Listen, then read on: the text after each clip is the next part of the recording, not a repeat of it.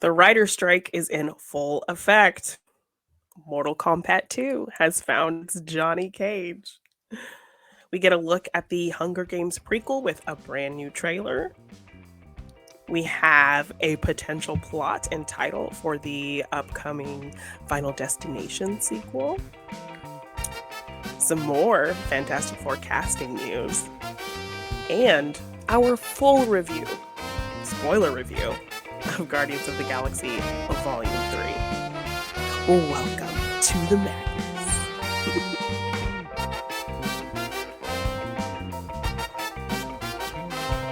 Hey everyone, and welcome to another episode of Monday Madness with Morgan and the Machine.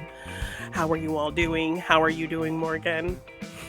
Oh, I'm doing wonderfully, yeah. I'm not quite sure what my impression for Guardians of the Galaxy was there in the intro. I think I was pretending to be Star-Lord with his two little guns. blaster guns. Yeah, I mean, every time I do the intro and you like to call attention to what you're doing, now I'm like watching you instead of looking into the camera.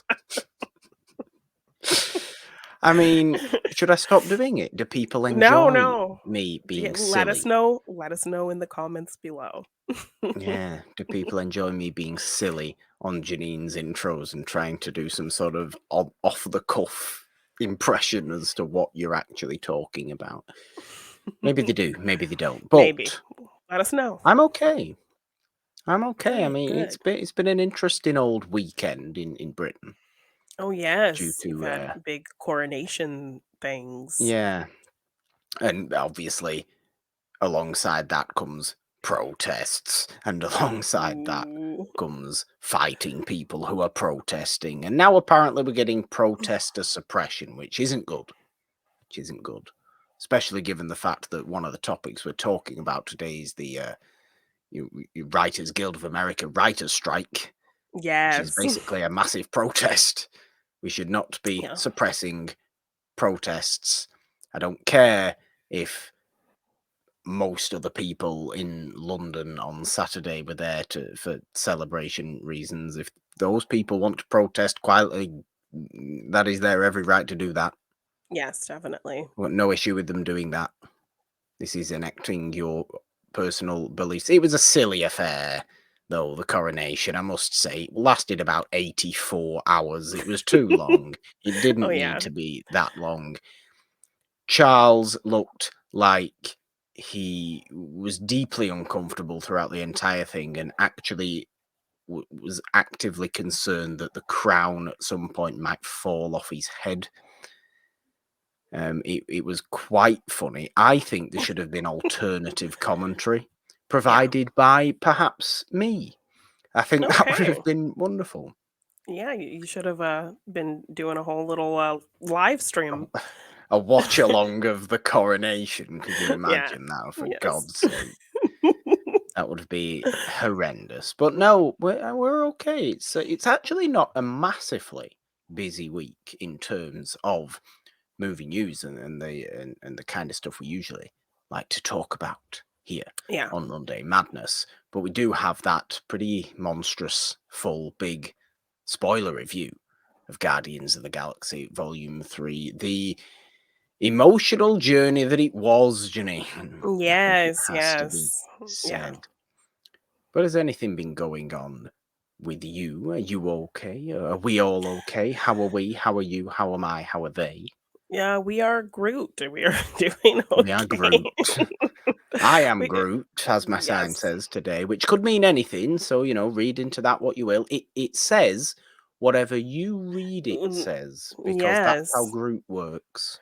Yes. Yeah, definitely. It can mean whatever you want it to mean. So, I'm doing okay. We recently had, May the 4th and Revenge of the 5th. So I had fun doing some cute little work applicable office cosplays that I got. I see.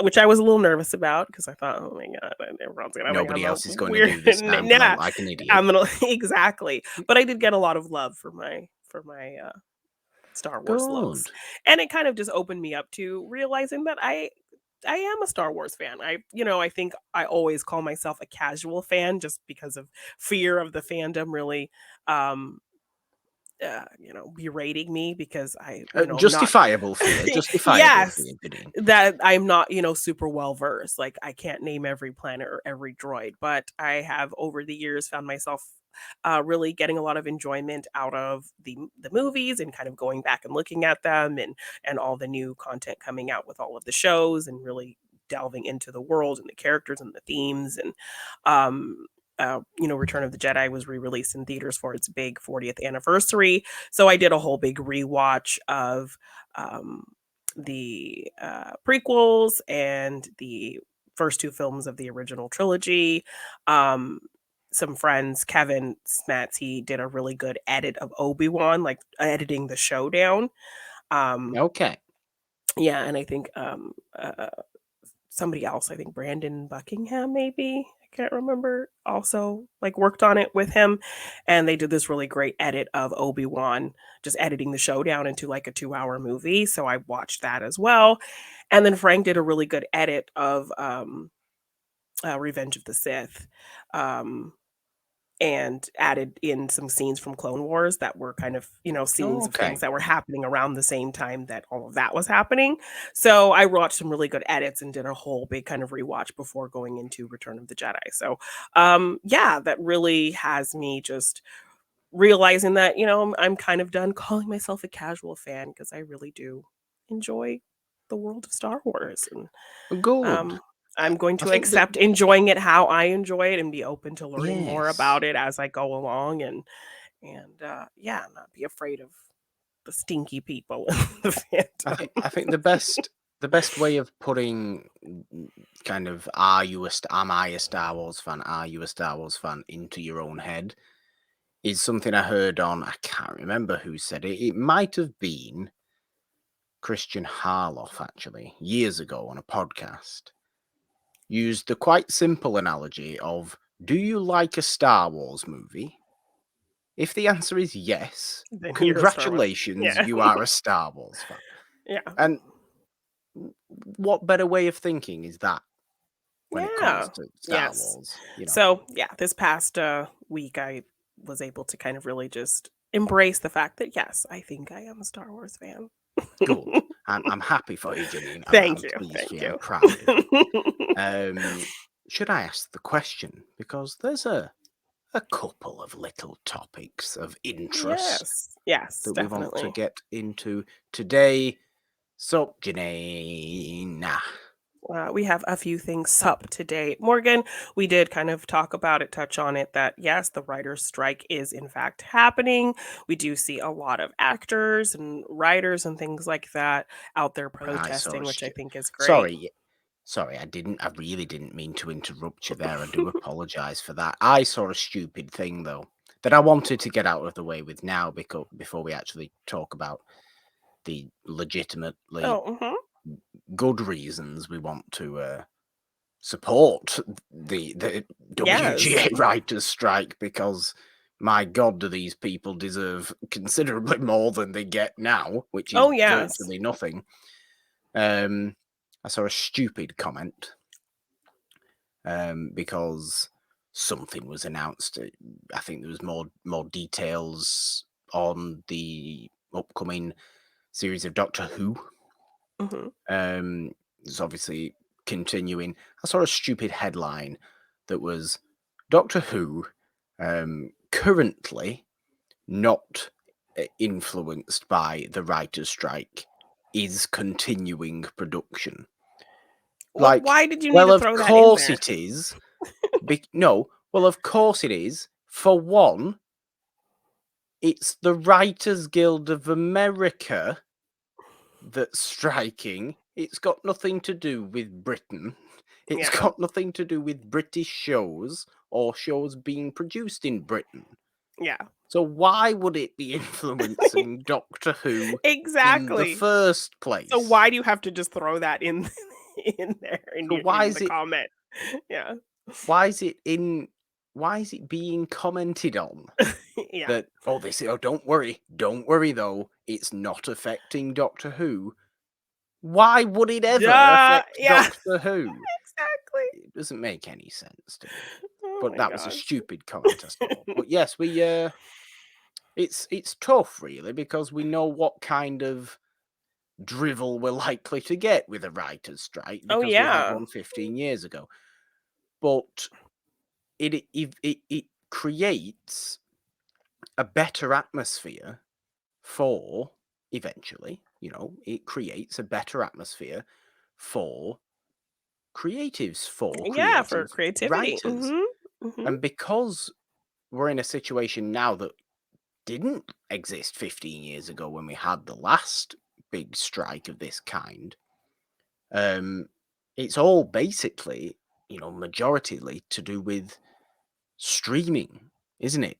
This one. Yes, and this AI thing of, putting something into AI to generate a script for you, Which and is then just just, have a writer have to come in and edit that, or taking a writer's original script and then running that through AI to have the AI add things to it.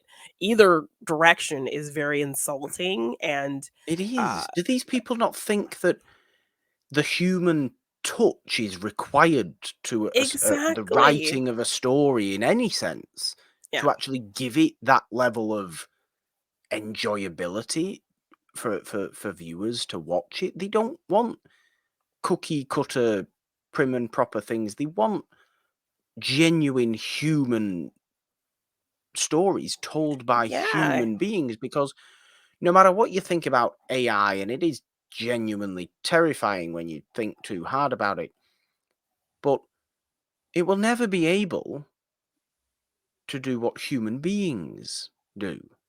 Yeah, it's I never say going for to be able better to or worse. I infuse. say for better or worse, but it will never be able to do that. It will either become too perfect or just be not nowhere near good enough. Yeah, not genuine at all. Not And genuine. it's very insulting to these people who put a lot of work and thought and time and creativity into a script or, some dialogue or something. So yeah, those two, the fact that streaming is a big part of it, and the fact that this AI thing is a big part of it, are elements that weren't really things we were dealing with in 2007. So, No. it's really interesting and makes sense that something like this would come up again. We don't have any stories or shows or media really without writers. I mean, writers are a part of everything, comedy sketches and, uh, you know, late night shows and the news and all Yeah. kinds of You, things you, like you you beyond movies don't and have television. you don't have media broadcasts of any kind Yes, without without writers, and writers. people kind of maybe forget that and focus kind of on movies and sitcoms and TV shows, but, yeah, like how we get our news, how we get our comedy and things like that, from late night TV shows and talk shows and things like that, daytime talk shows, Drew Barrymore show um,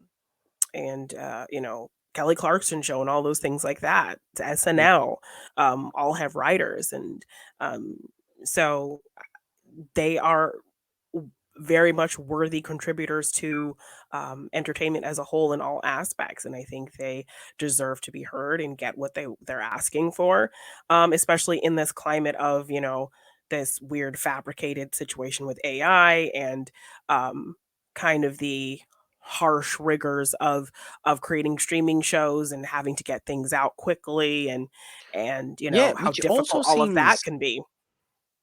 it seems like, obviously with kind of TV network shows, it's done on a residual check basis, when you get paid and that sort of stuff. If Yeah. your written show is on a rerun or what have you, you get continuous payments every time it's done. But it's not the case with streaming, is it? It seems to be, it's always been a one fee kind of job, and here's your essentially minimum wage for Yeah. writing something. Thank you for your television show. We own that entire thing now. You own Yeah. nothing. Bye. What a Yeah. terrible model. What a terribly inhumane model. It's no wonder they're doing this, and I applaud them for doing it. Go out Yeah, and fight for what you deserve. exactly. And like I love like, actors and things are standing up for writers. Drew Barrymore was set to host, I think, the MTV Movie Awards, but she dropped out because of the writer's strike and her wanting to support those people. We had Seth Meyers and Jimmy Fallon paying their writers out of pocket, paying, Good. yeah, Yeah. to show their support. Like they can afford to do it. And Seth Meyers has been a huge advocate for writers. I've seen them talk, he gives them segments on his show. He's given, help them do their own shows where they can talk about things. And he loves his writers. So I love that about Seth Meyers. And so it was not surprising to hear that him and Jimmy Fallon both, decided, yeah, we're going to pay our writers out of pocket and give them what they deserve. So yeah, I think it's uh, just seeing all the support and really highlighting what writers do for the entertainment field because they get completely, overlooked or not even thought about. Um, it is really going to be a wake up call, and hopefully they can get what they need sooner or later. Because I mean, things are going to be getting delayed and put on hold. I think you recently were talking about to me about Blade getting delayed because of, Oh, again, um, yeah. yeah, because of the writer strike. So Marvel's Blade movie, yeah, is yeah, hmm, which seems to have been delayed about 18 times now. Like, is it actually going to happen at yeah, this and I point? mean, the tease of it I even don't felt like know. it happened quite a long time ago. So, So long um, ago. So yes, long ago. in But the yeah, Eternals. apparently So, this is now um, being delayed again due to the writer's strike. It was supposed to be filming either, I think, in the next couple of months. yeah. So Which is a shame, obviously, for for that movie. And when you hear about stories like this, it's a shame for the movies, the shows, the whatever show, shows of any kind, yeah. whatever gets put on hold or delayed, or whatever garbage ends up coming out because they can't, the studios They're can't just using leftovers of get something anything that they else. blow some dust off of from a shelf, yeah, Exactly. which is what basically Um, happened with a lot of things in 2007. yeah. So, unless we start to get stuff like that again, which God forbid, because it will result in some frankly appalling product, but it should continue this strike until they They get what they get what they deserve. want. Yeah, mhm, People don't agreed. strike for no reason Yeah. in any field. People strike because they're being essentially exploited, which is what's happening. It's minimal pay for maximum effort Yeah. a lot of the time, which is it's just, I mean, I'm not saying it should be maximum pay for minimal effort. That would be again, that would be wrong, Yeah. but it should be fair. Yes, definitely. So I hope they are able to get what they're demanding because they totally deserve it. And we keep getting some amazing projects from these people who put so much into, the media that we consume and love. So Yeah. yeah, And yeah, on, from a spectrum to truly somebody you have never heard of who has sold one script, got paid nothing for it, and it's done reasonably okay on a lesser streaming service, to your most known and notable of writer. Every single one of them deserves our support yeah. Agreed. because they're fighting for something better for themselves, and Yeah. that's a very honourable thing to do, I Yes. think. So yes, keep going, keep, picketing. Stand outside of all those studio gates and shout at people Yes. and stop working, because that's what it's gonna affect them one Yeah. way or another, and it's going to affect them badly. Yeah. So that's why people do it. It's a good thing. Yes. Support the strike. I'm going to say some sort of stupid slogan now, aren't I? I don't want to do that. Yeah. Because that would come off as cheesy. And I'm not going to raise my fist in solidarity or do anything like that, because that would again come across as cheesy. But the principle is the same. Yes. They deserve our support. 100%. 100%. Yes. Is there anything else we wanted to talk about? The Jeannine certainly is maybe not quite as topically relevant. Well, yes, topically relevant, yes, but this is Monday Madness. We like to talk about all kinds of things. trailers and things yes. like that, but we do actually still have, given the fact that few things are being written. Yes. I think I was able to make you a Mortal Kombat fan with our watch along and your first time watch of Mortal Kombat on Somewhat, this yes. channel, the 90s one. And the one I actually had fun with. I mean, of course, it had its issues, but I did enjoy it. They did tease a sequel with Johnny Cage, and we've gotten some news of potential Johnny Cage casting that KARL Urban is in final talks to play Johnny Cage in this Mortal Kombat sequel. So we like KARL Urban. Yes. I love KARL Urban, but definitely not somebody I would picture, because Johnny Cage is kind of this suave, smug Hollywood type, and he's an actor. And Lyndon Ashby, I think, really played into that really well. I think the inspiration for the character was a Jean-Claude Van Damme type, when they kind of created him for the game. And I think they did want him to play that character in the movie, but he ultimately went with Street Fighter, playing an American named Guile. So yeah, made no sense.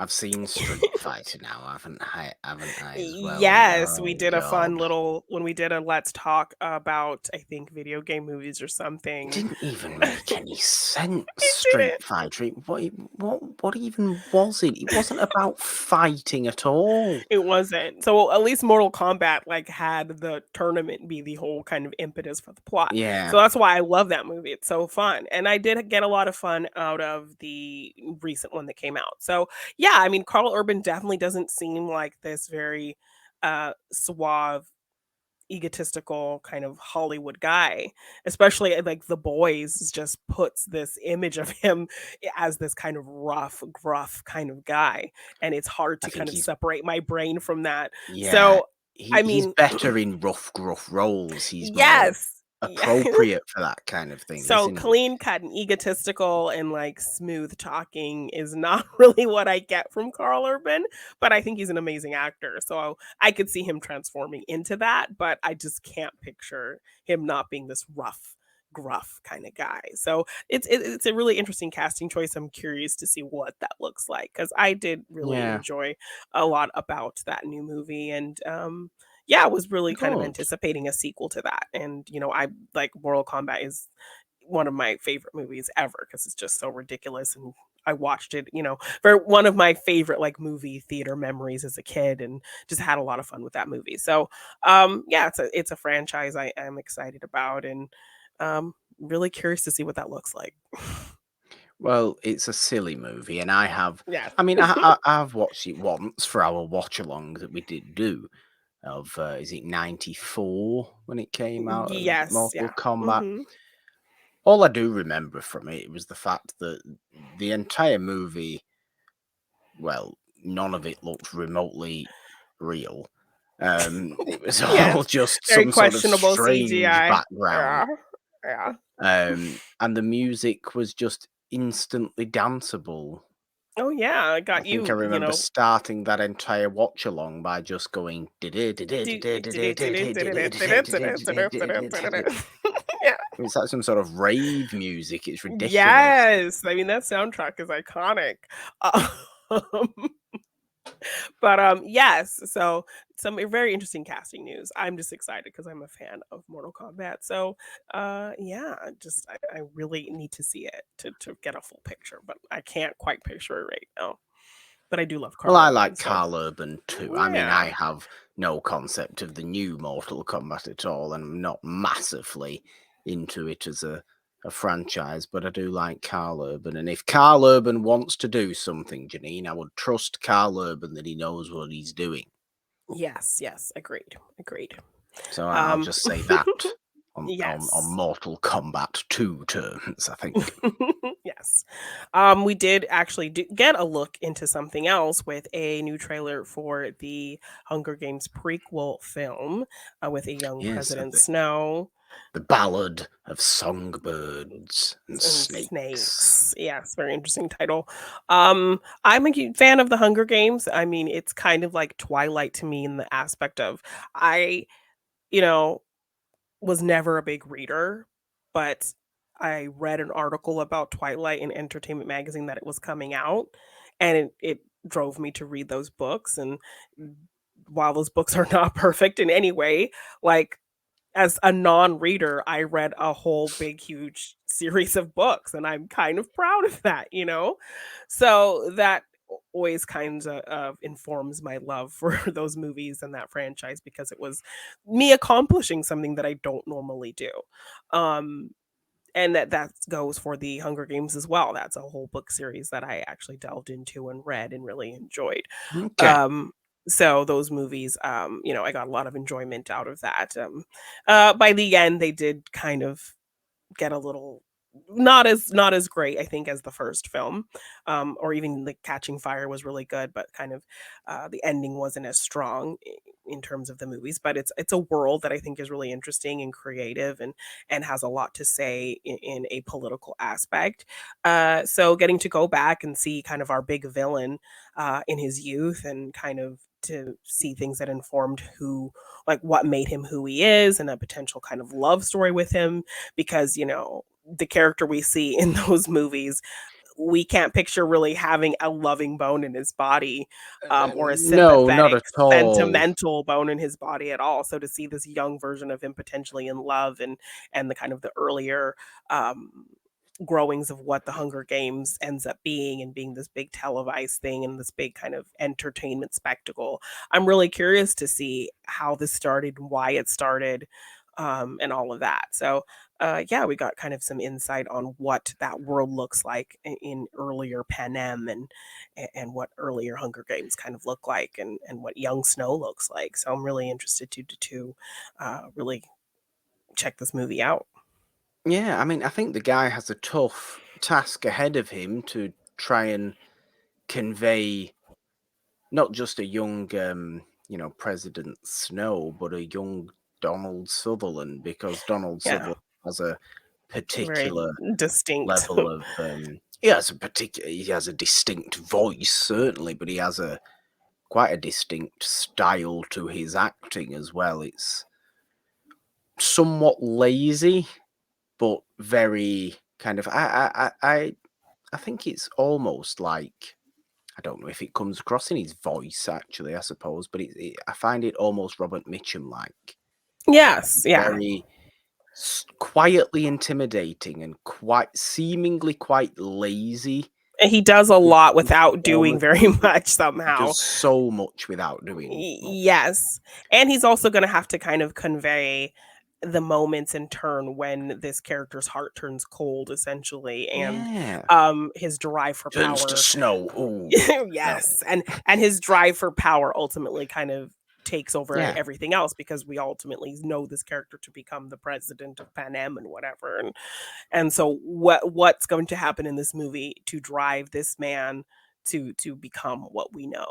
So Yeah. I think that's a lot to kind of take on for a particular character, to portray a younger version of somebody we've seen, to portray kind of the trajectory of where this character ends up and where we know them to be later on in their life. So I'm really curious to see if this can be pulled off.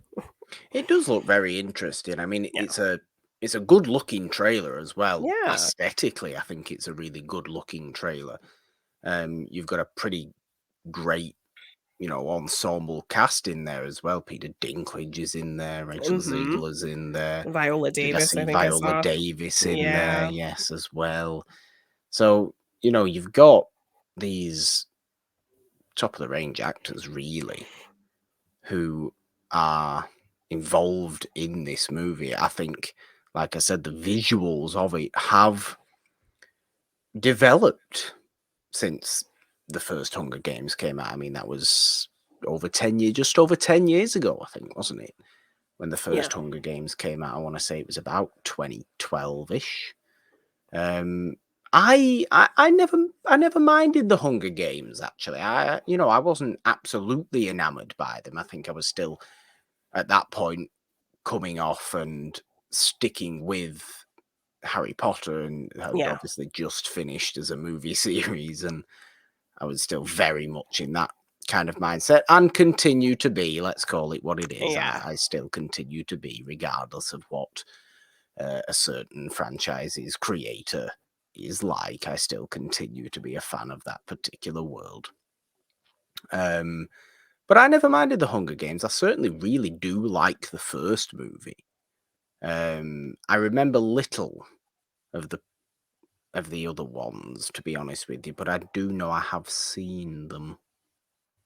Yeah. So okay. Maybe that will. I've seen them once. I've seen the first Hunger Games more than once, but I've seen the other ones one time each, and maybe I wasn't paying entirely full attention. Who knows? Well, It maybe wasn't you'll at the cinema. well, you'll have to do a rewatch. I think Catching Fire is definitely the best one. It's got like the kind of coolest ideas and really building up Katniss for the role that she's going to take. And the latter two get a little bit clunky, but still, I think solid films. I mean, I was obviously in my I love Jennifer Lawrence phase, much as we all were at that point as well. Yes. So yeah, I think definitely worth a rewatch, especially if you're going to be seeing the younger Snow. I think you kind of want to see where his story ends up before going into this movie. Have more clarity on it, I suppose. Yes, and really. But no, it is a world that's interesting as well. It's from a political standpoint, it's a world that is very interesting. It's got a lot of smart satire in it, almost, hasn't it? And whether it is to do with the Hunger Games and the kind of spectacle of the entire event, or whether it is a far more serious revolution aspect that the Hunger Games has in it,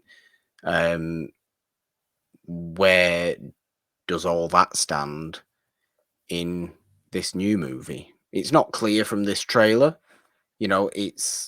I think what we will end up getting is what is obvious with the world of the Hunger Games with Panem, is you have all your nice little pampered elite people in one place, and the rest of them are all poverty stricken, and that's the deal. Yes, and it looks like maybe the Hunger Games were happening in Snow's time, because I think he is he's the mentor to Rachel Zegler, I think is that who's in this movie, to her. So I think it's happening, but this might be the first televised Hunger Games, or potentially like the first time they're actually like having a host and really playing it as an entertainment thing. Like it started as a sacrificial thing to show your praise for the mercy Panem has given you or whatever, and then it turned into an entertainment thing. So it looks like this might be the early, because we're getting our young Caesar Flickerman, our young Stanley Tucci, played by Jason Schwartzman. Yes, and I think he says something. This is I'm the first host of the Hunger Games, whatever. So it's a good casting, actually. That I really don't hate the casting of young Stanley Tucci as Jason Schwartzman. I think it works. Really I think it does work. So that'll be fun to see these younger versions of characters that we have met. So we might get more as well. More stupid hairstyles, and bizarre wigging makeup, it up. No doubt. So yeah, I'm really excited to delve back into that world and see these younger characters and kind of get an insight on how the Hunger Games really started and all of that. So yeah, I think this trailer looked really good. I just hope it's worthwhile and not just some sort of cash grab to draw people back into the Hunger Games franchise. Yeah. you know, like the Fantastic Beast movies ended up being Oh yeah, miserable failures, really, didn't they? Yes, Just try and get people back back into interested. that world. Yeah, and it could have You been know, really fun, but it could have been, but you ruined that yourself, one person. So yeah, wah, wah. you ruined that yourself. It was your fault, and Yeah, you know who you are. In fact, you yes. probably don't know who you are, really, do you? You're probably too full of yourself to To realize that realize you that it's are who you, you yeah, who are are. the problem. Yes, but yes, definitely really curious about Unfortunately, this. and to think how admired you were, Yeah, and boo. to think. Let's all admire who wrote the Hunger Games. I forget now. Suzanne Susan Collins. Collins, yeah. Yes, let's admire her instead, unless Yes, she's done yeah. something questionable and that we don't know about either. Yeah. Oh dear. Oh dear. Let's admire Stephanie Meyer. Well, I don't think you can say that either. I think a lot of people find her a Oh, for bit God's problematic sake. because, she injected a lot of her weird, her religious beliefs into those books and was very much against any black vampires. So she had nothing to do with the casting of Laurent, I don't think. Mm, Um, I let's think a not lot of celebrate her. yeah, I think a lot of Why can't issues we in terms celebrate with anybody? I think people, native people have issues with her depictions of them in her books and didn't really consult them for their kind of history in terms of kind of using them in her books and things like that. Jasper, the character of Jasper is a Yeah, Confederate Jasper's soldier. very yes, so Jasper's very so yes, problematic. people are finding, very kind of Mormon ideals in that book and Mm, so she's definitely not as bad as the other. But I don't think you can outright say let's applaud Stephanie let's Meyer. not celebrate. Let's not Yeah. celebrate Stephanie Meyer either. Then, what a But yeah, shame! Suzanne What a shame! Collins, good job. For all we know, Suzanne Collins, Collins, perfectly lovely for woman. all we know, let's keep it at that. Yes. uh, but yes, moving on. Moving on from the Hunger Yes, Games, we we're into this though. We're into this new yes, Hunger yes, it's a Games good by the trailer. looks of Good it. trailer. We did get some potential information about this new Final Destination movie that was announced at CinemaCon, a Oh yes, potential we spoke about this title. last week. Yes, a potential title and a potential plot. So I don't know how concrete this information is, but it's potentially going to be called Final Destination Bloodlines and set to film, I think, from July to September of this year. I have a question. Yes. In fact, it's not a question, it's just a statement. What did I speak about last week? Titles that I hate. Colon titles, Jeannine. Well, we don't know if this is. We don't know if this is a Colon titles. You It's a haven't seen it. colon title. I You can just call it a tell. colon. You really call it a colon? A colon, yes. That's how it's Okay. pronounced. I don't know what your issue is. It's a colon Colon. title. No, it sounds like the brother of Elon Musk. Colon. Musk. Colon Musk. I call it a colon, not a colon. Well, it's a colon.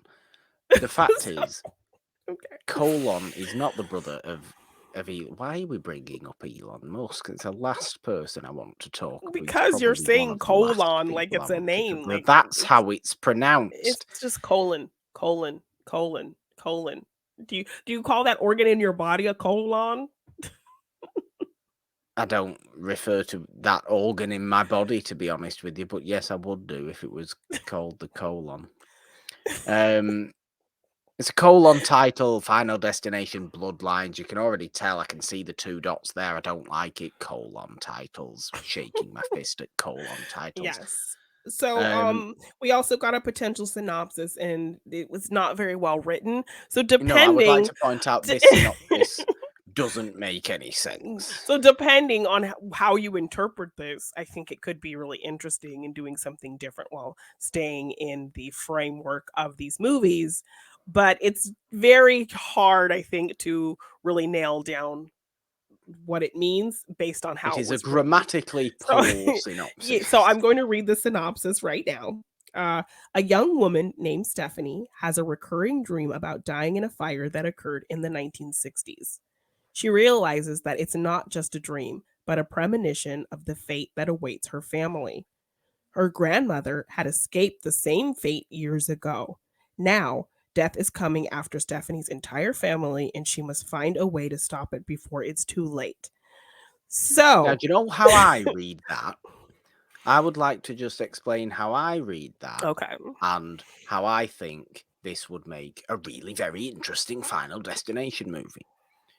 I think Stephanie here, whoever this is, has seen a vision of the past fire event that happened in the 60s and has then realised that her own grandmother should have been in that, but wasn't, because she's obviously here. She knows her grandmother. Here she is, the grandmother. And death follows her around then, and it's all familial. What an interesting concept it would be, though, if it is this new Final Destination movie, of it actually being not just random strangers, not just people who were there by happenstance, but death actually coming after the entire lineage of a family. Yeah, because the grandmother, you were able to survive for that long and have children, and those children yes, and had you died in that fire, your family wouldn't have existed. Yeah. So, like, I like that idea. But how it's worded, if that were the case, why not word it? It turns out it happened to be the fire that her grandmother was in, or whatever. Yeah, see, I don't know. I'd just like it to be that. Yes. And so it's like, or is it alluding to the fact that the fire she's seeing did, like, this movie is not set in modern day, it's set like a little bit after the 60s or around the 60s, or is the 60s the time of her grandmother, or is the there 60s a the time fire yes, that's or is happening the 60s now that also yes. happened in the 60s? Yes. So is she from modern day and having a premonition of something that happened in the 60s, or is she in the 60s and having a and it's just telling us that that's when it takes place? So how it's written is very murky, but I would like to think it's kind of what you're saying. So even if it's whether it be a story of her seeing something, having a premonition from the past, and then that bringing to light something that happened with her grandmother that she never knew about, that would be interesting. Um, or it's like you said, she is seeing something that did happen to her like, so I don't know. It's just makes how it's written is not very clear, but I think the idea of bringing up something from a family member's past and having it affect just kind of this family and everything around them, I think is interesting to keep it within line of, the concept of these films, but doing something different with it. So, yeah, very much so. But yes, very confusing, confusingly written. If it was clear to you or what you think they meant by the synopsis, please let us know in the comments below and give us your thoughts, because it was written kind of very confusingly, whether it takes place in the past or she's from modern day seeing something from the past. I think it's a little difficult to nail that down based on how that was written. So let us know your thoughts on this synopsis in the comments below. And this is not even a concrete synopsis either. No, this is a rumoured synopsis, I believe. Yeah. So I hope it is something like that, because I do think it's an interesting concept for it to be entirely familial and not like random strangers. Like I said, I think that's a definite different turn for the Final Destination movies, and would actually give it reason to exist, given the fact that, obviously, as we all know, and we mentioned again last week on Monday Madness, the Final Destination series has a perfect cyclical nature to it. Yes. And I think a big fire would be an interesting inciting kind of incident for these movies. These movies are known these movies are known for their big kind of accidental openings that show kind of all the deaths happening.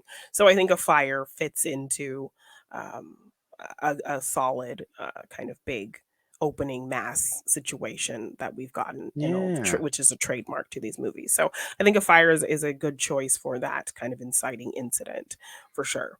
But yeah, I like the idea of doing something different, but keeping it in the realm of ideas that we're familiar with from this franchise, but kind of putting an interesting spin on it. So we'll see Still how no true that is. clarification on Yeah. Tony Todd, though. Oh So yes, I mean maybe we'll see a young, de-aged, no, de-aged no, it happened once 60s already. 60s Tony Todd with an afro. Janine, it happened Bloodworth, once already. Bloodworth in morgue guy school. No, we don't want this. I want to see Mr. Bloodworth with an afro and in bell bottoms in morgue guy school. Well, then you've got to completely recast because we cannot have weird CG de-aged Tony Todd like we had at the end We of just had his head. Candyman. It was just his head. It's It was fine. weird. It was so weird. I think the Candyman Legacy sequel is a great movie, but that is a weird moment at the end of it when Tony Todd's CGI Well, I think garbage-looking CGI head that's well, I think had de-aged he not comes been out. there, had he not been there, I think people would have been disappointed. So I think they I would have been very to see him. disappointed, but actually just have it look like Tony Todd. I know Tony Todd looks visibly older. I'm aware of that. But the fact is, it looked stupid. Well, And I I want to don't see. need that to happen I to mean, I'm Mr. not Tony saying. Todd again. Well, they can have a young guy playing him, but still use his voice because you can't not have his voice. Exactly. Yes. But yes, I want to see Afro bell bottom Bloodworth in more guy school. In creepy more guy school somewhere in this movie, if it does take place in the 60s or we do get some kind of 60s flashback. But yes. We did talk recently on another Monday Madness about Adam Driver's potential casting as Mr. Fantastic.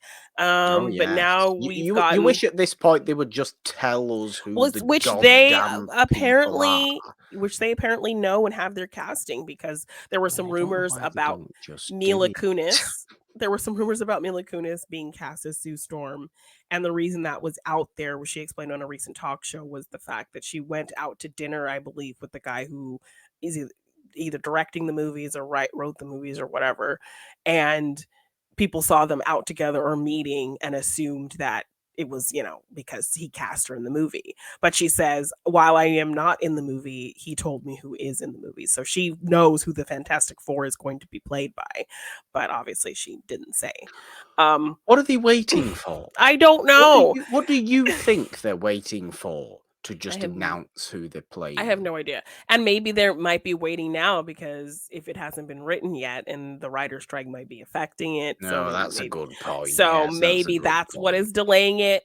But now the talks and rumors are about Margot Robbie potentially playing Sue Storm, which I think, if you're going by the comic accurate look, I think she has the look for that for sure. Absolutely. And there's always this big stigma, especially kind of that was happening with the 2004 film. I think that's when that came out, was to not cast an actress who at least is in her 30s, and this weird thing about casting, women in their 20s to play kind of these parts. Like Margot Robbie's 32, but they always kind of want to go younger for roles like that. Hence Jessica Alba being cast, and the fact that they had to give her blue contacts and a blonde wig to play this part instead of just casting somebody with blonde hair and blue eyes, who is a seemingly maybe better actor than Jessica Alba, but only casting her because she was kind of the hot girl of the time and young and in everything, but playing the hot girl. So that's why we want her in this movie.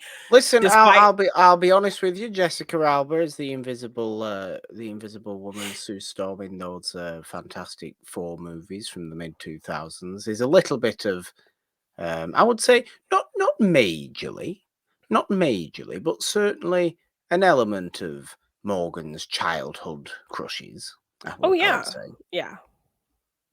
No, not like I said, not a major one, but I think there's an element to Jessica Alba in those movies, and that's the reason she was cast in that movie, and obviously throwing scenes in there for getting undressed in the streets and things like that played a lot into that. So, Now, sorry. Go ahead.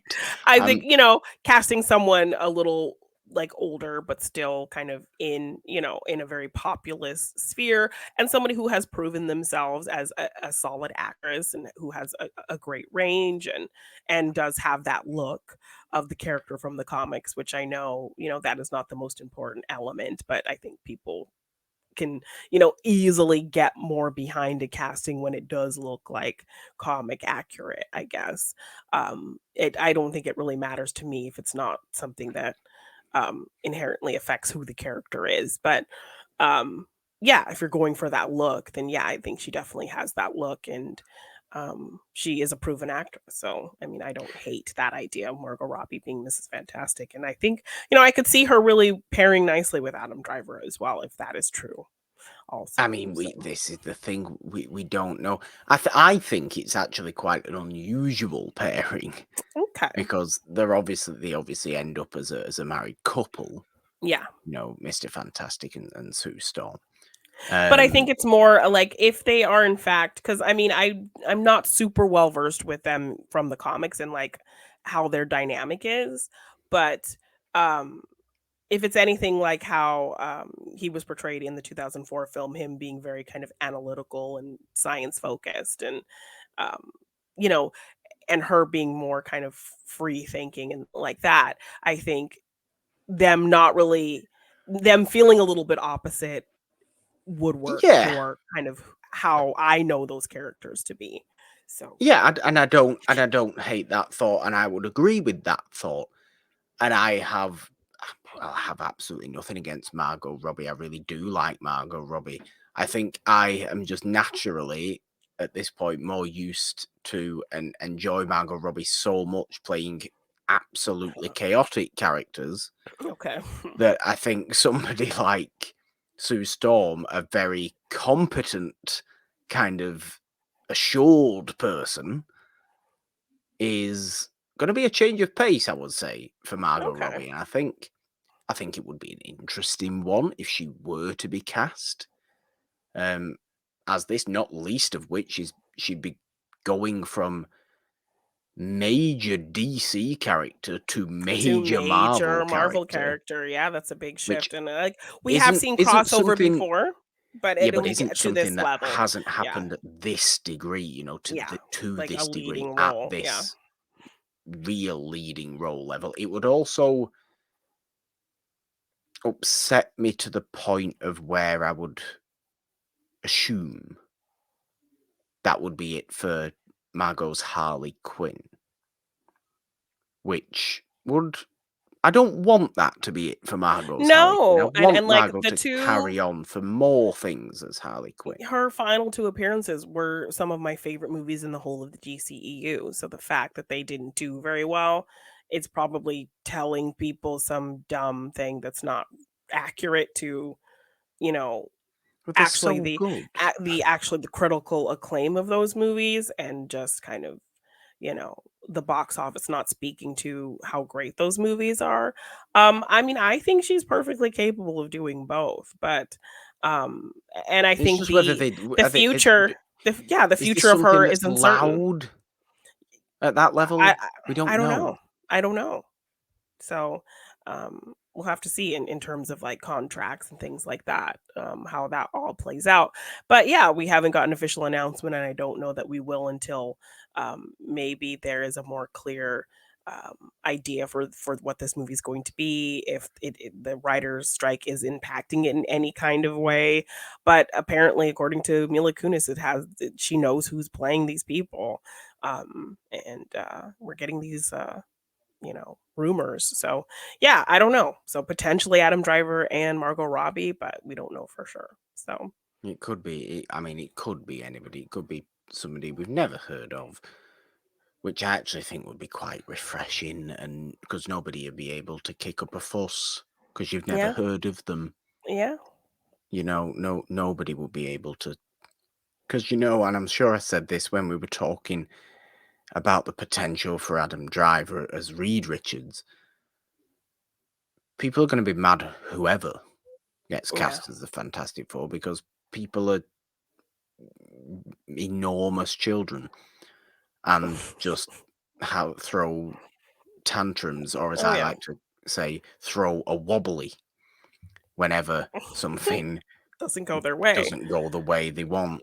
And Yes, this and it's will like this whole happen thing, like with the they're dis with the Fast and Furious, with Fantastic Four. It'll probably like happen with Fast and Furious as well, but yeah, that's beside the you're point. you're getting disappointed about an idea that these movies didn't give you. You know, that you're just Exactly. putting on yourself. You are building up your own expectation, and when that doesn't happen, then you get mad at the movie or the casting. Exactly. Um, It's nonsensical yeah, yeah. completely. So, yes, but I think that's it for all of our uh, what's up topics. Oh, I think I it think we is. can move I think into it is our well. let's talk review Well, of this is interesting. Guardians of the Galaxy Volume 3, full spoiler review. That is Um, exactly what is coming up. yes. It is. Let's talk on Guardians of the Galaxy Volume 3, which is a heavy way of rounding out the Guardians of the Galaxy trilogy, Jeannine, I think it has to be said. Yeah. A remarkably emotionally charged movie. Yes. Trigger warning to anyone as well who has any issues with kind of body horror or animal cruelty type things. Not Um, me. Well, I say not me as though I'm into it. I like body horror. I don't yes. obviously like being cruel to To animals and animal experimentation, but that is yes. an element of this movie, a That is it, major and element it's of this been movie. teased throughout the franchise. Like we know that this is kind of generally what happened to Rocket. You know, we've seen the kind of markings and plugs and things in his body, so we know that it's leading to this. James Gunn has always talked about Rocket being kind of the secret protagonist of this trilogy the whole time, and I mean the trailers lead to us to believe that there's going to be a lot of a Rocket story, which deals with a lot of that. So while yes, there is some animal cruelty elements throughout the film, think I don't know how to tell this story of Rocket without showing that. Well, no, Um, that's actually what the and movie's about, so you exactly, need to so deal with it. you need to deal with that, and I think because our in movie characters are having the same reaction that we're having to what happened to him, um, also helps you know, making that more meaningful in terms of you know, sympathizing with Rocket and really Yeah, uh you know, uplifting him after kind of seeing what he's been through. So yeah. yeah, I definitely mean, difficult scenes in there to watch, but very understandable for where this character goes and his backstory and really understanding him more. Um, for sure. definitely. This is entirely Rocket's movie, really. I mean, you've just said there how James Gunn said in the past that the Guardians of the Galaxy trilogy, Rocket is the secret protagonist. I would I would have to look closer at the first two movies to recognize that, but I wouldn't have to look at all close in this movie to Yes. recognize And that he no, is I the lead character of this movie. This movie is Rocket's story. Not only is it Rocket's origin story in these extended flashback sequences of him being experimented on, gaining these other weird amalgamation of animal machine friends that he yeah. has. And, you know, they're all in this cage together, just being essentially tortured for, you know, for the purpose of evolutionary perfection and all this kind of stuff, which is a fascinating concept to deal with. I think the villain concept in this movie is very, very So well interesting. done. Yeah. Very, very body horror, like you've said, because it's genetic experimentation and genetic perfection, playing God, all this kind of very interesting sci-fi stuff that always interests me, and I think that this movie tells those stories, deals with those Yeah. concepts, and really quite horribly and Yeah. impressively horribly. And Like, the to the fact point that where there's horror elements really to the movie. It's quite genuinely terrifying. yes, so definitely not, I think, for little kids to be watching this movie. No. For sure. The high evolutionary is going to terrify them. Oh yeah, he's really kind of scary, especially at the end when we see like his true face and see what Rocket actually did to him. He looks But like Two-Face from yes, Batman. and in terms of um kind of that whole body horror aspect and the animal cruelty aspect, even Nebula, them kind of watching the video of Rocket's surgery and Nebula saying that's worse than what Thanos did to me. And we know what Thanos And did we to know what her. We've Thanos did to seen her. that. Yes, and she mentions it all the time about how he ripped her apart and replaced each part of her body with mechanical parts every time she failed or messed up, as a punishment. And so for her to say that what is happening to Rocket is worse than whatever happened to her, and we know how bad that was, just really speaks to the pain that Rocket is dealing with. And I actually did a rewatch before going into this movie, so you definitely it's easy to if you're focusing on Rocket, you can see what James Gunn meant. And the fact that he takes so much offense to the term raccoon and because it's always said to him in a negative context. It's not, you know, Yeah. being a raccoon in and of itself. It's because of this negative connotation. It's always used as an insult, as a way to insult him and demean him, and that's why He, it upsets him. He never takes it lightly when somebody kind of calls him some little thing or misnames him. He's always kind of upset by it and angered by it or yeah. made to feel sad about it. And so it was kind of interesting watching those first two movies and really taking the time to focus on him throughout that. But it's because, and we learned that much more in this movie, he doesn't know what he is, Yeah. really. He's just Rocket. He just sees Yeah. himself as, I'm Rocket. I once had friends, that one of which had a really stupid name. Two of which Leave had a really leave stupid Teefs names. and Floor alone, okay? Leave I will Teefs and not Floor leave alone. Teefs and Floor alone. What sort of a name's Teefs? Don't misspeak about them. Stupid walrus. It's I so mean, especially knowing what happens to Teefs, like the way you're know, to talking be about fair, him. knowing what Just happened there is pretty. yeah, Shouldn't don't be mean to Teefs, really, should I? It's pretty strike nasty, that, really. reverse it. Scratch it, reverse it, wind it back, Willy Wonka. No, but he is, he just views himself as Rocket. It's only in this movie he actually learns that raccoon's just who he is. He That's is like that's actually, yeah, ironic. that's his And species. He is And a I mean, raccoon, and he in the embraces comic that. yes, by the end, because in the comics, he is Rocket Raccoon. Like, that's Rocket Raccoon. So I love by the end, he's like, "My name is Rocket Raccoon," because, um, uh, he will only refers to our villain, his creator only refers to him by his number. He Yeah. doesn't they gave themselves I think there was a lot of emphasis on the fact that they gave themselves those names. They named themselves because they were only known as these, unimportant numbers. And the fact that they found happiness with each other and played together and had this dream of getting to see the sky, something so simple and, um, just how it This is ends for all of them is so heartbreaking. Um, It's yeah. beyond heartbreak. It's Yeah. genuine. It's devastating. Yeah. It is absolutely devastating. The movie plays it so horribly. What happens to Rocket's friends? What happens to Rocket himself? Yeah. Absolutely. But how he has to then deal with just the execution, Yeah. really, of his friends, because they matter nothing to the high evolutionary. Yeah.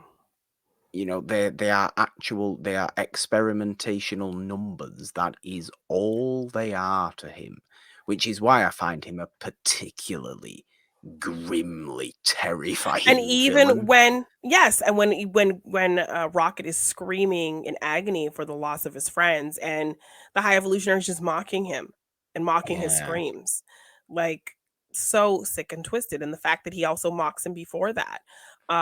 He has this machine where he's putting these animals in there and trying to make them these human animal hybrids, and it's not working because the animals are getting an overproduction of some hormone that's making them violent. And Rocket is able to, because of the brain he's been given by the High Evolutionary, is able to figure out the problem with the machine and what's making them so violent. And so, Rocket thinks he's going to get to go to this new world that the High Evolutionaries created. Um, and when he is told that he's not going to get to go there, the High Evolutionary is just very kind of mocking. You could figure out how to solve this problem with these animals, but you couldn't figure out that you're too ugly to go to my new world. Like, yeah. and just kind of It's scoffs at really, him. it is Yes. brutal. So The he's entire backstory yeah. of the entire backstory element of this movie is just brutally devastating. Yeah. But you come to appreciate Rocky, I think, so much more as a character because yes, okay, half of the movie is spent in Rocky's past, but the other part of the movie is for the vast majority of the time Rocky's on his deathbed, essentially. Yes. And The he rest of the Guardians are are, fighting with their lives to save him, yeah, which just shows how much he means to them. And so yeah, I think that exactly. that's enough to speak for Rocket in the present, them fighting for him, despite what it's going to cost them. Exactly, Um, because I mean, this is a full spoiler review of Guardians of the Galaxy oh yeah. Volume 2. We said that at the very beginning.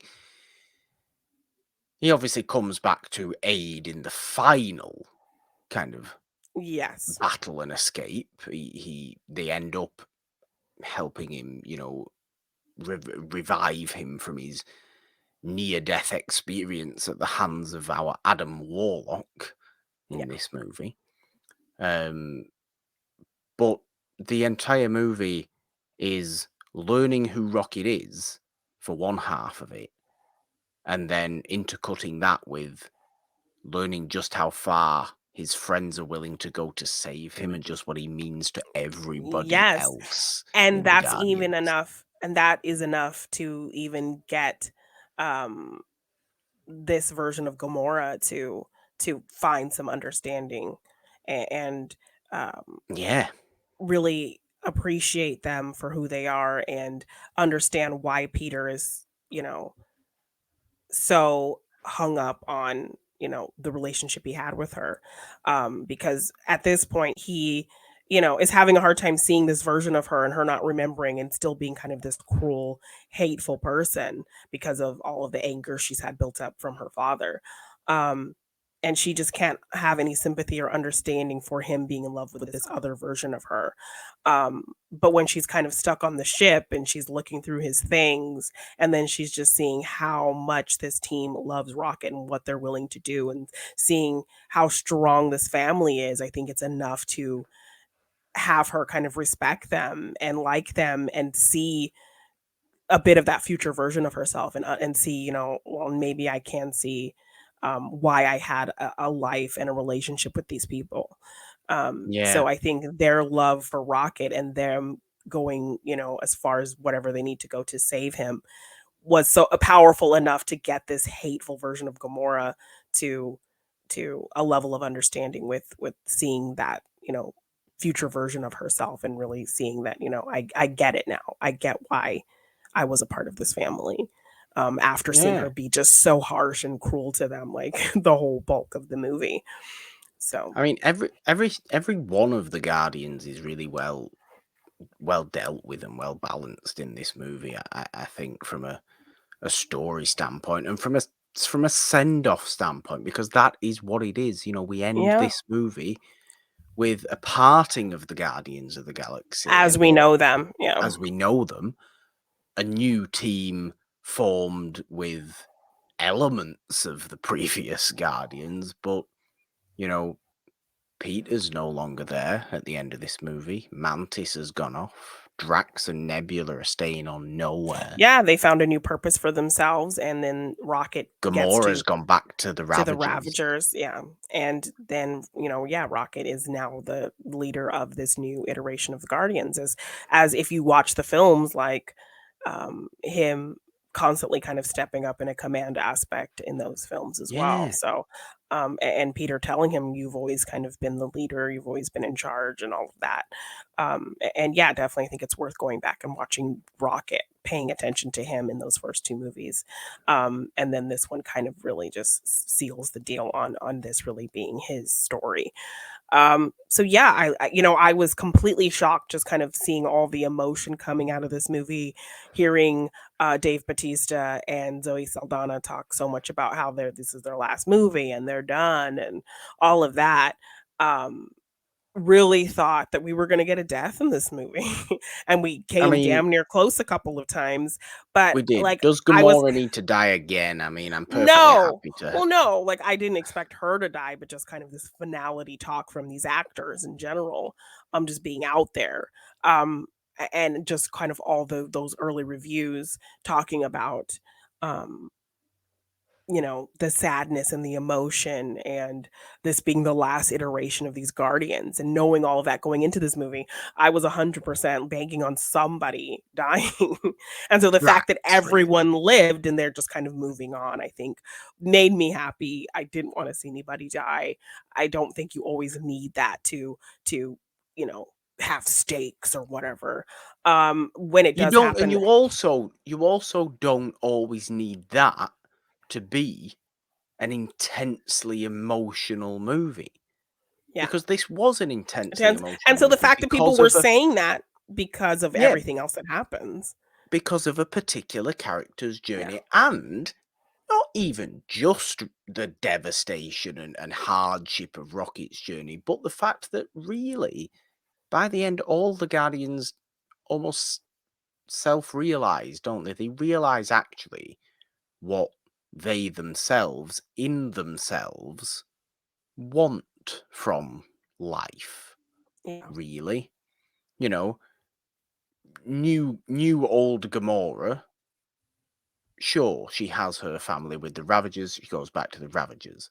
Drax, they say it at the end of this movie, has always really just wanted to be a dad again. Yes, like he talks about his daughter so much in these movies, and the fact that Nebula makes him come to that realization, like, you were never meant to be a destroyer, you were meant to be a dad. So I need your help here. Nebula needs some fun. Yes, and she needs a purpose. She is good at helping people, and so the fact that she wants to build this community and help people, and even Kraglin had his whole little kind of moment as well.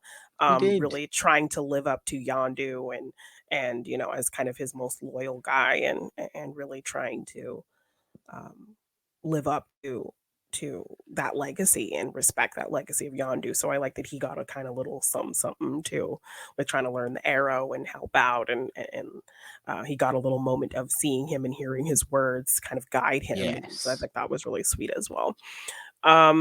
And yeah, I liked eventually succeeding for Kraglin as well. Yeah.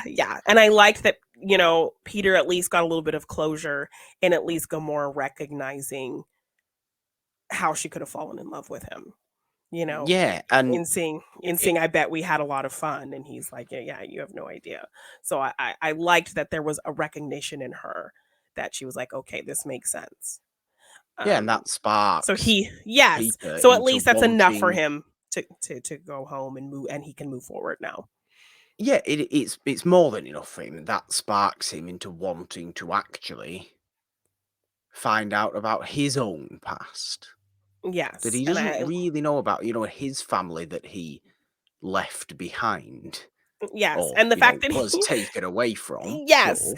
And this ridiculous idea that obviously a child has about what's considered old. Because it's like when I watched things like Full House and things like that when I'm a little kid, the grown-ups on that show felt incredibly old, only to learn that they were Yes. like the age that I am now when they were playing these parents and stuff on these shows.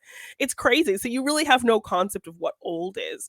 So the fact that he's over here, my grandpa's probably like a 90, 100 years old, and probably people die at 50, on Earth. And because he left when he was a little kid, so he has no concept of like human aging, and still No. has that childlike way of thinking that grown-ups who are maybe in their 30s are hundreds of years old. Um, so the fact that he just kind of writes it off as that, I think, is just a really funny thing that speaks to, Peter not knowing that, like, even seeing him try to drive and you realize, oh yeah, he wouldn't know how to Yeah. drive a car because Yeah. he left when he was a little kid. So I loved things like that really informing Peter and reminding us that he left Earth at so young, and he left his home, and his weird interpretation of what he thought his grandpa did. But his grandpa actually, like, you see his grandpa actually put that gift from his mother in his bag for him, and he's just trying to protect him when he just has him step out of the room when everything's going on.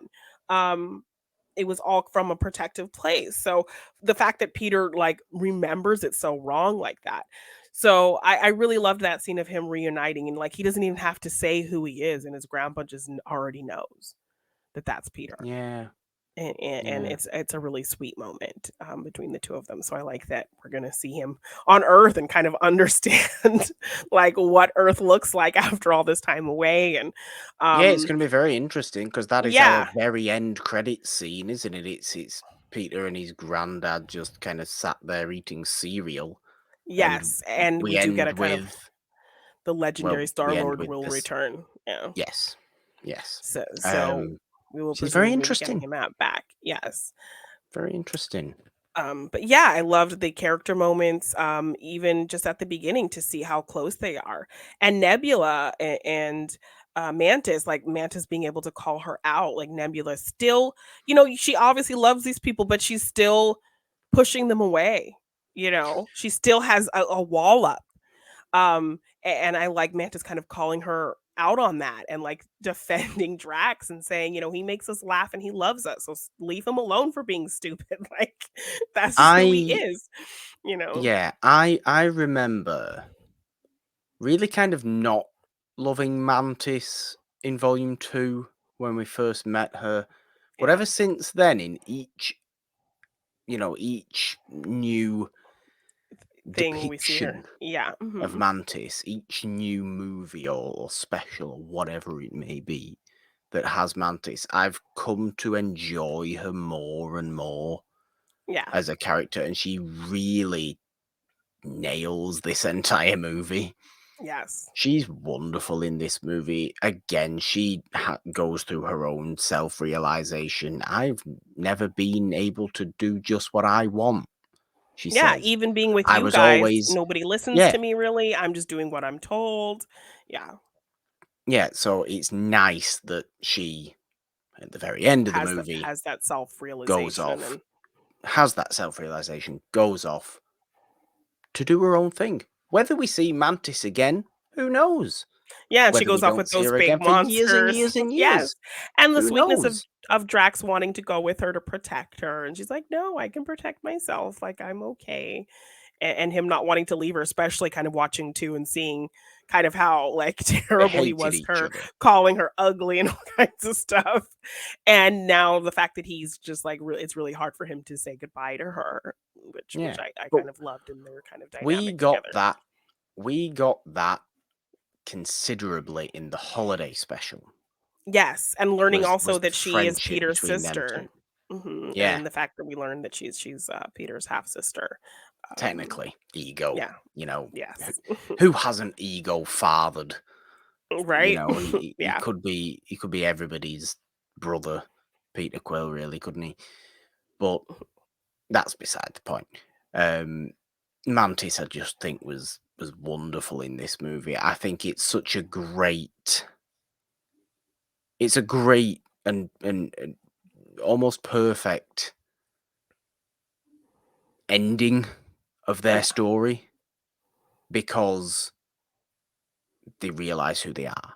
All of them, every single, even yes, Groot. I mean, even Groot. Really, Groot never does too much, does he? He does a lot of the heavy lifting in battle and things like that, but he never does too much in terms of the humanity, but always comes out with a nice big family line at the end of the movie because he's Vin Diesel and he has to come out with something With like "We family. are one." Yes. So, but I Um, like that. I like that interpretation because, you know, the whole time this new Gamora is like, what is he saying? Like, I know who you are. Very much like when Peter first met Groot. And to the point where now all of them understand the different nuances to I am Groot and that they mean different things and they can hear what he's saying through the I am Groots. And by the end, you know, Gamora's like looking off, like waiting, and um we hear Groot come up behind her and say, I am Groot. And she's like, oh yeah, no, I'll be right there. Just let them know. And she like realizes she's understanding what he's saying because she's opened herself up to, you know, getting to the know them family. and yes, the family. Yes. So I love that. Like she surprises herself when she realizes she's actually understanding that I am Groot. It sounds like something different.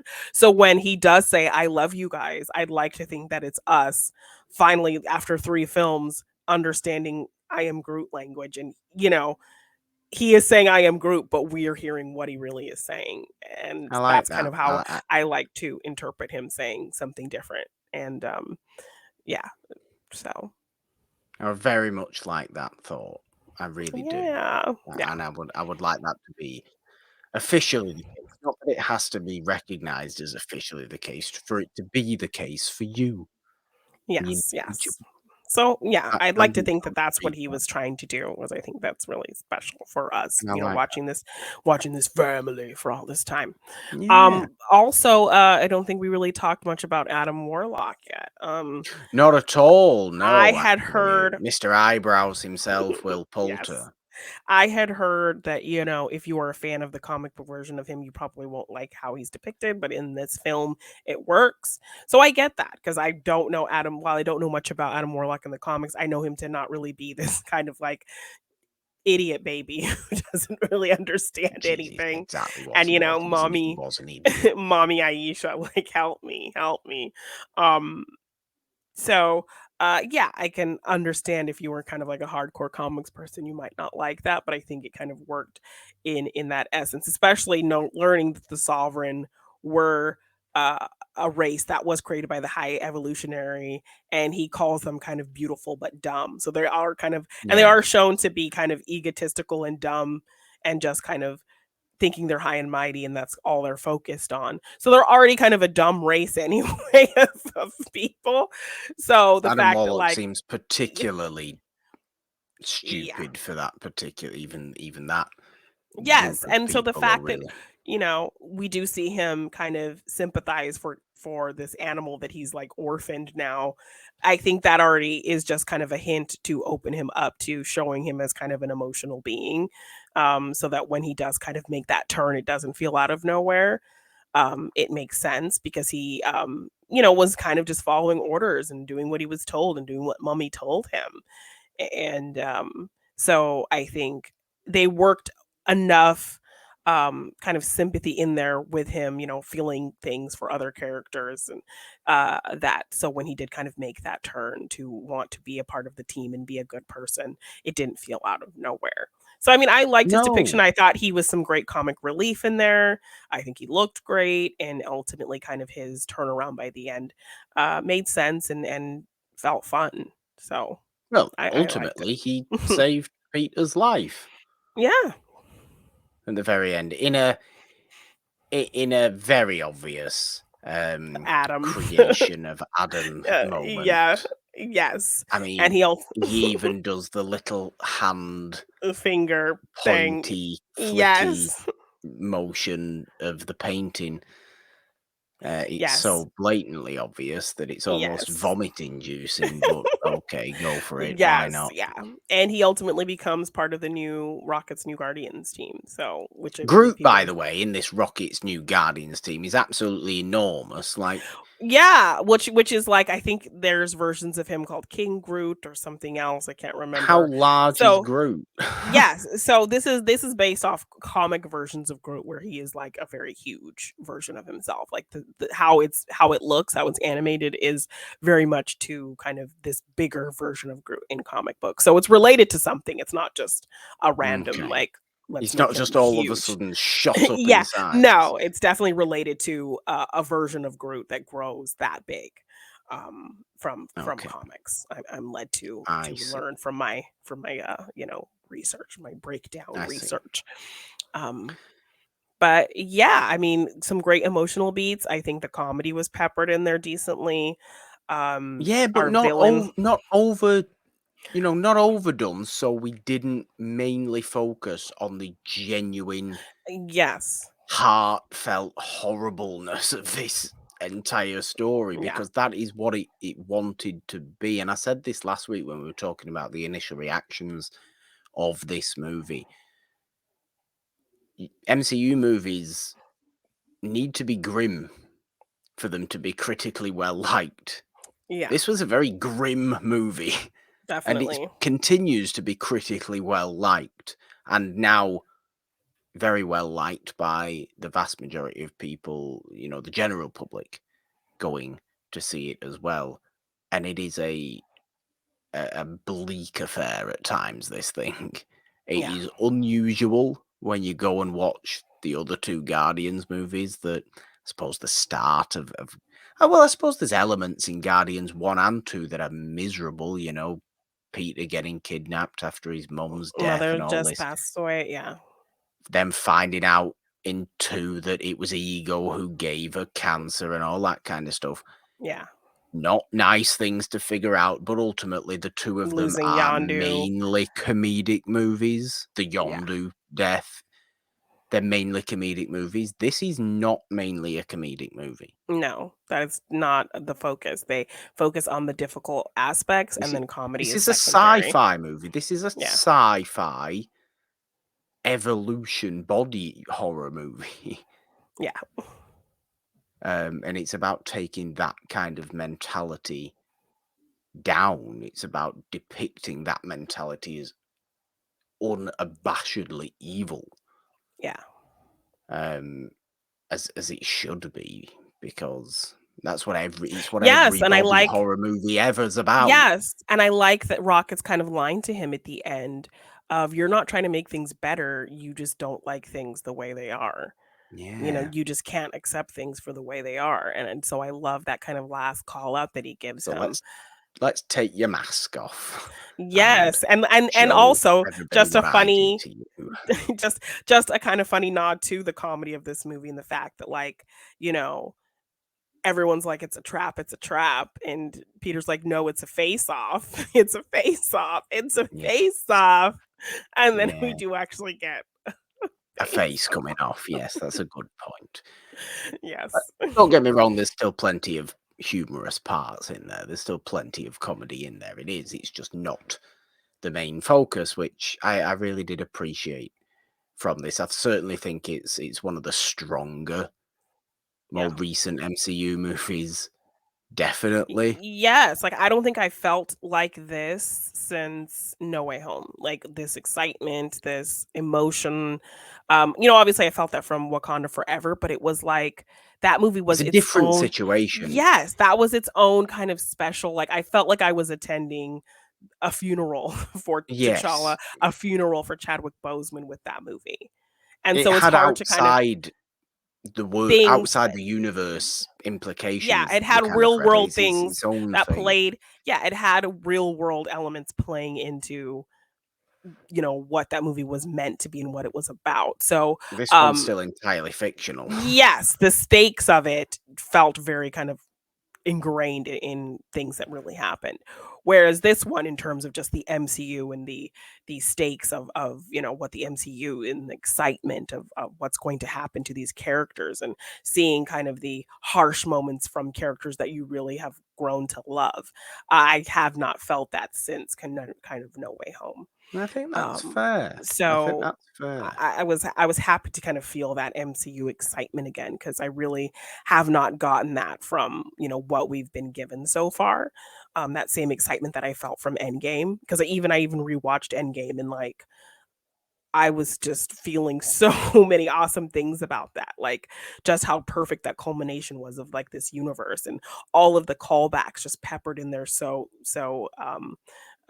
just creatively and in great moments, and, uh, just the attention to detail of that movie and, like, the loss that we suffered and the joys that we felt and the moments that happened, um and we got a lot of that in No Way Home. So to kind of feel that again, we got some great character moments and character insights and amazing epic fight scenes and cool slow-mo walks and Yeah. great needle drops that played well. And like James Gunn is very much like an Edgar Wright in terms of the needle drops are not just like Suicide Squad just there just to be there. No, they mean They something. They they do. mean something. They're chosen for specific scenes. He plays those songs on set in those scenes to get the characters in that motivation. There's purpose behind every song choice and every song's placement in the movie. They're not just there for a cool moment. They're Yeah. there for a purpose. And so the needle drops were a lot of fun. And, like I said, the slow-mo walks, like even that moment when Peter saves Gamora and they kind of look at each other and smile and you kind of just moments like that that make you feel something and show kind of an evolution in a character. And I will say I thought like after kind of Gamora was looking through Peter's bag and like seeing Rocket and um kind of trying to protect him on the ship and stuff like that, I thought we were really going to see her kind of switch up in terms of how she was behaving and that she was maybe going to try to get some of the neighborhood people when they're in that on the Earth too. She was gonna Yeah, try the to she was gonna the try to save what's some it of them called? and get them on Counter Earth. Counter Earth, yeah. I thought she was going to try to save some of them and, like, get them on the ship or something. So I was expecting something like that to be kind of the start of her turn, of kind of, respecting what these guardians do and not wanting to hurt people 'cause, she gets called out for that a lot.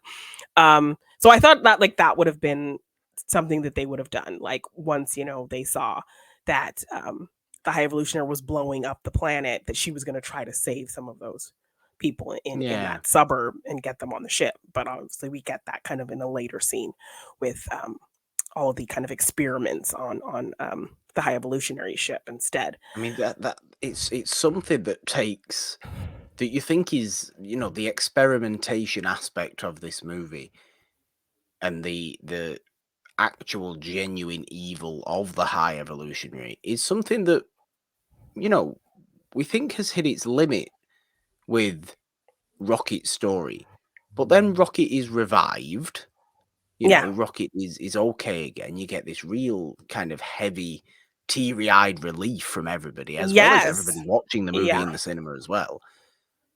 But then it gets even worse when they go back onto his ship and there's all these children about. Yeah. What's all this? Where's all this been? We've not even seen this. It gets doubly worse, trebly worse. Yes, and then there's even Because, more animals again that he's still doing these tests and experiments and all these things too. yeah, And Rocket, I love him despite everything we've seen, him go through with this High Evolutionary. The fact that he's like, I'm done running, I'm done, I'm going to save all these oh, he animals, and the fact that completely stands up to him. yes, and I love that he's a brave enough to go back after everything, and he's just done running away from all of that. And then again, just with talking about great fight sequences and great moments in this movie. That whole sequence where everyone kind of gets a moment and they're just taking out guys left and right, and there's these great Yeah. little team up moments and this very fluid Great shot hallway of them. fight. Yes, it's so good. It's so good. And I see a lot of people touting this as kind of their favorite fight sequence in an MCU movie. And it's definitely up there. Like I thought it was I amazing. could see I that could see that. as a Yeah, for pure sure. singular fight sequence. I Yeah. could see that. I don't see So anything wrong with saying that. yeah. Yeah. So I think I love that all the characters get really great moments. We see evolutions in relationships over these past two films for, obviously for characters like Mantis, and then 3 films for everyone else. And you really feel their family dynamic. You really feel the difficulty in saying goodbye, but the love and respect for each other and understanding why people need to do what they need to do.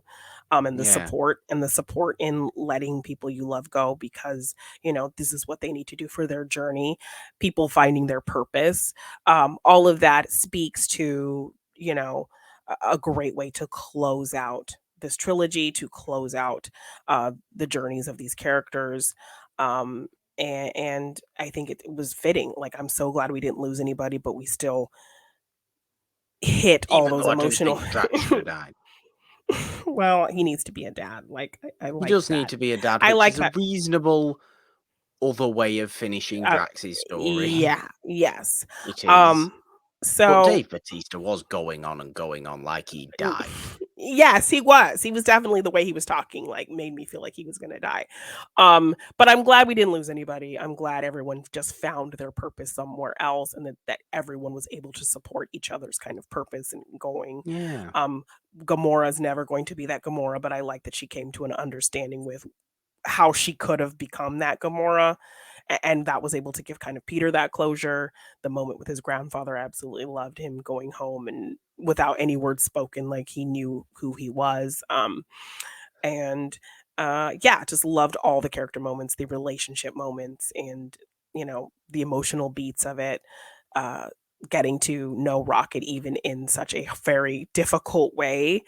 I think we needed that to understand him, especially after kind of seeing his reactions to what people say to him in the first 2 movies. You know, it makes so much more sense why those things are so hurtful and triggering for him once you kind of see what happens to him in this film. So I Yeah. think we needed to see it while it was difficult. But yeah, I think the comedy worked in where it needed to, and the focus was the character moments. Um, Even the action, I think, came second to the character things, I think. Oh, Um, and absolutely it did. and was Absolutely it did. really well done when it needed to kind of come in there. So we got enough action that fit in perfectly. We got our needle drops that fit in and worked in perfectly. We had our character moments that were the core of this story, and we got our comedy that worked in where it needed to work in.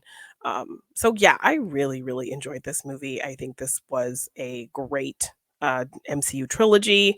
I kind of maybe have to do a reevaluation because I think Captain America was always my go-to favorite trilogy of the MCU, but I don't know. I really, in watching these movies back to back, like Guardians is a great uh, evolution of characters, really investing us in characters that nobody really knew about or really cared about even, and to have such an emotional hit to everyone who's seen it with characters that are not as widely known as everyone else we've gotten in the MCU just speaks to James Gunn's writing and these actors' performances and the story of these movies. So You have concluded this review stunningly well, Jeannine. oh, I'm I sorry. can say nothing just else just even just though I tell did me want I'm to. rambling. Just tell me I'm rambling. No, I'm sorry. I cannot possibly say anything else because I echo a great deal of those sentiments that you put in there, although ranking trilogies and all that kind of stuff does come somewhat difficult to me. Yes, yeah. Just one little thing I will say though is I really like the musical evolution actually of Mhm. these movies. Given the fact that Guardians of the Galaxy 1 was full of 70s songs, 2 was full of 80s songs, and this in the end ended up with a song from like the 2000s before Yeah. going right back to Come and Get Your Love from the beginning Yes, from of that first needle Guardians drop from 1. the first film. And then we even open it with a 90s song with Creep. And Yeah, that's what I so mean. yeah. It's a real fluid decades Yeah. of Evolution. And I'm music, sure that which I was really do wholly like. purposeful Oh, of from course it was. James Of Gunn's course end. it was. Yeah. Yeah. But yeah, and Drax dancing. Drax finally dancing. Drax actually dancing. He has his whole mentality about there are people who dance and people who don't, and the fact that he does is a very special thing as well. I think Nebula Definitely. too. I mean, Nebula dancing, I think, is more impressive than Drax dancing. Yeah. Really, Drax is a bit of a weirdo. He's kind of stupid and funny. Nebula's just generally miserable. Yeah. Every right to be, but of course, to actually see Nebula have fun is a big deal. Yeah. Is a big deal. Yes. But yes, there we are. Guardians of the Galaxy, Volume 3. That is our full spoiler thoughts on it. I think it's time for some fun and games, Jeannine. I have a book. Oh yeah, it's your turn this week to torture It's my me. turn. So let's just go for something that you should be somewhat happy with, given the fact you've just announced that you've done a full rewatch of all the Guardians of the Galaxy movies. Thank you. So let's do some Guardians of the Galaxy trivia, shall we? I have a book. Where'd you even get that? This is a free book that I got with the magazine. It's MCU trivia. Oh, so okay. Guardians of the Galaxy. Number 1. Do I get multiple choice? No, there's no options.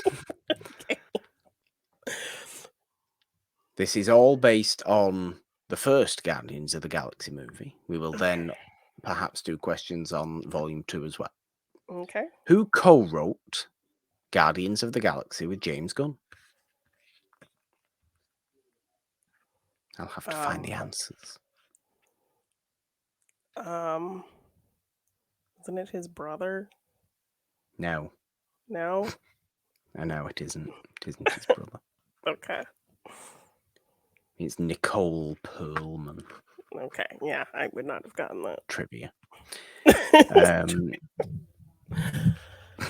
Released in 2000, which Super Team movie starring Rob Lowe was written by James Gunn? What? These are apparently Guardians of the Galaxy-based trivia questions. Although they appear to just be James Gunn trivia questions. Yes. Wait, read the question again. Released in 2000, which Super Team movie starring Rob Lowe was written by James Gunn? Rob Lowe in a Super Team movie? What? This movie is The Specials. Oh yeah, Specials. no, I don't know what that is. I'm like a St. Elmo's Complete Fire. The Brat Pack. It's the Brat Pack of superhero team. Complete the quote from Guardians of the Galaxy. If I had a black light, this would look like a what painting? A Jackson Pollock painting. Yes. Guardians of the Galaxy was nominated for 2 Academy Awards. What were they? Oh, visual effects? Yes. And hair and makeup? Yes.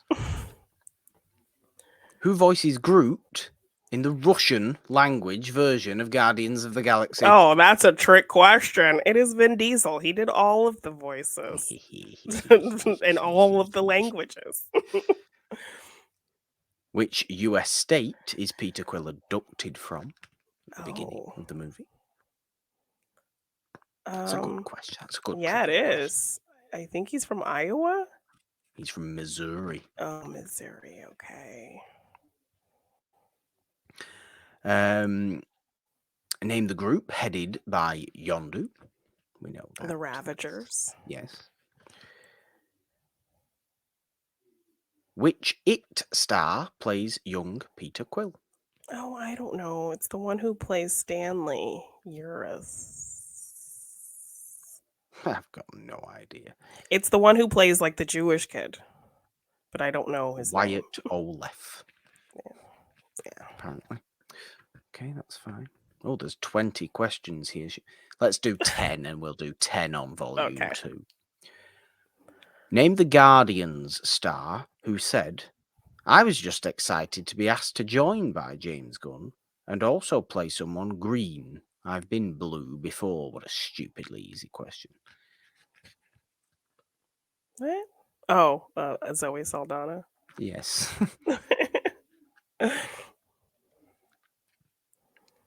Dave Bautista and Vin Diesel co-starred in a film prior to Guardians of the Galaxy. What was that movie?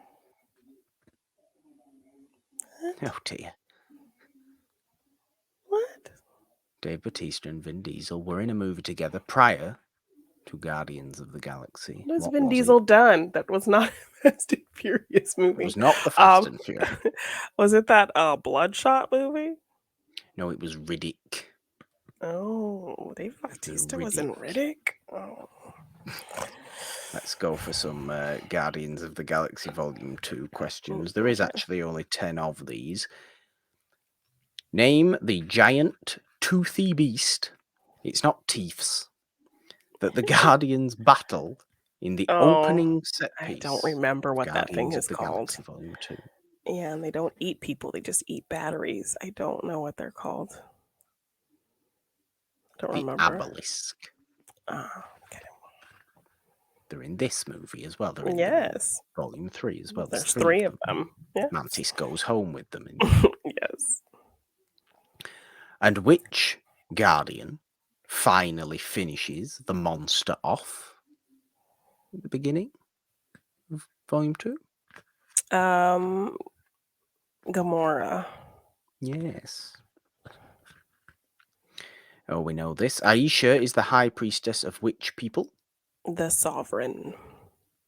The character Ego is what sort of being? He is a celestial. Name the 2013 thriller in which Mantis features alongside Thanos, Scarlet Witch, and Nick Fury.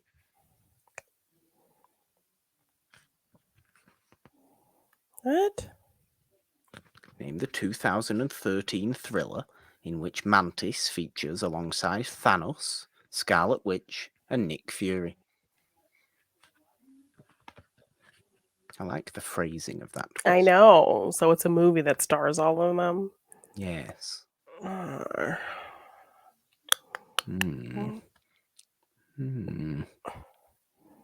Is it well known? Like, Yeah, have I seen this? relatively, yeah. Have you seen it? I think you probably have. I can't think of anything I've seen Palm Clementif in. That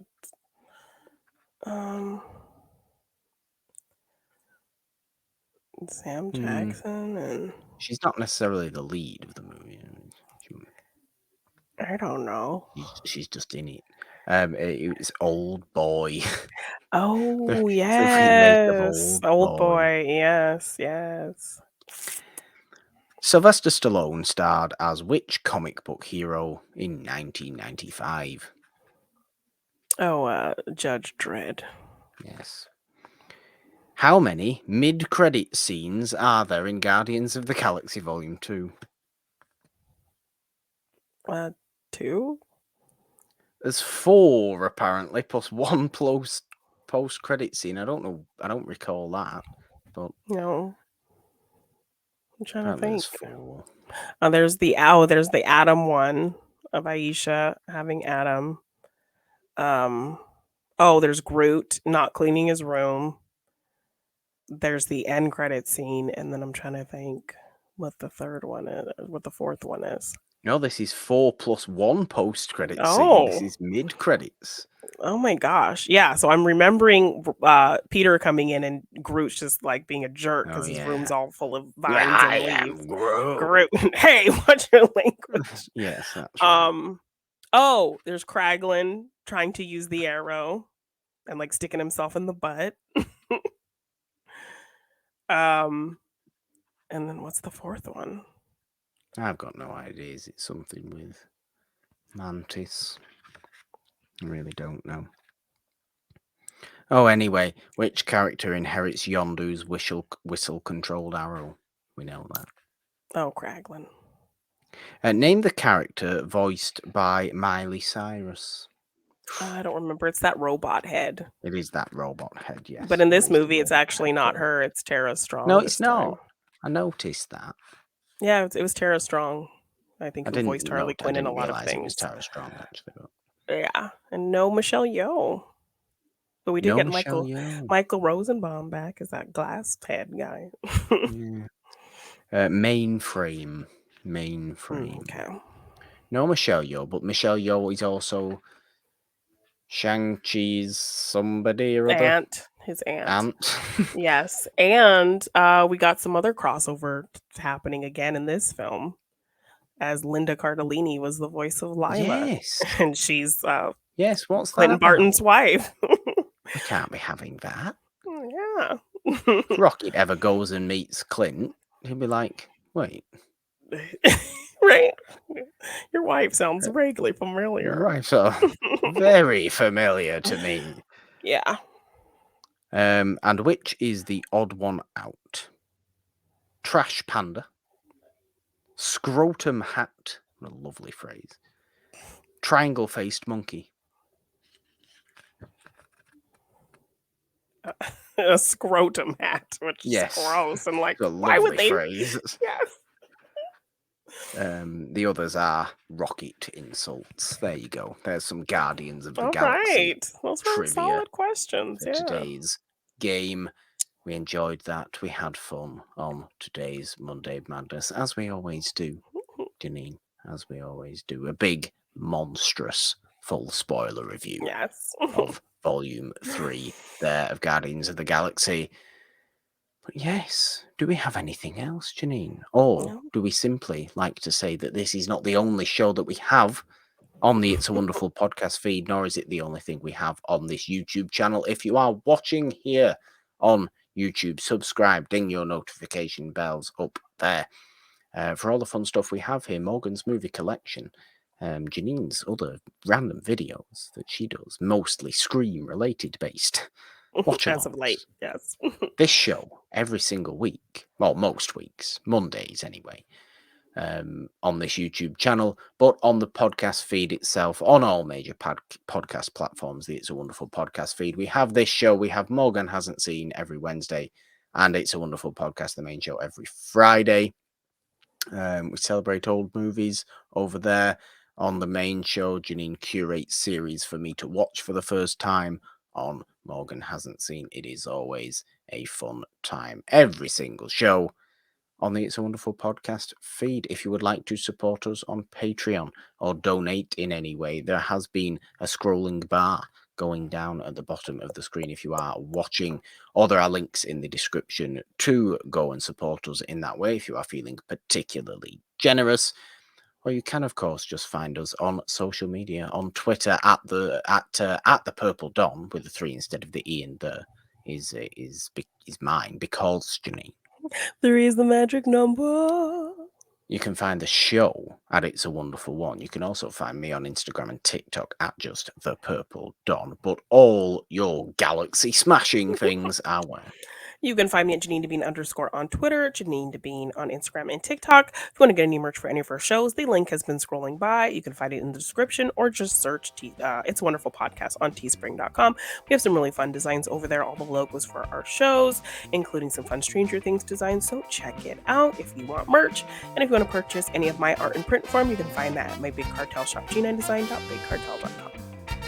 And I will end this by saying, we are good. I love you guys. Count us down. 3, 2, 1. Bye. Bye.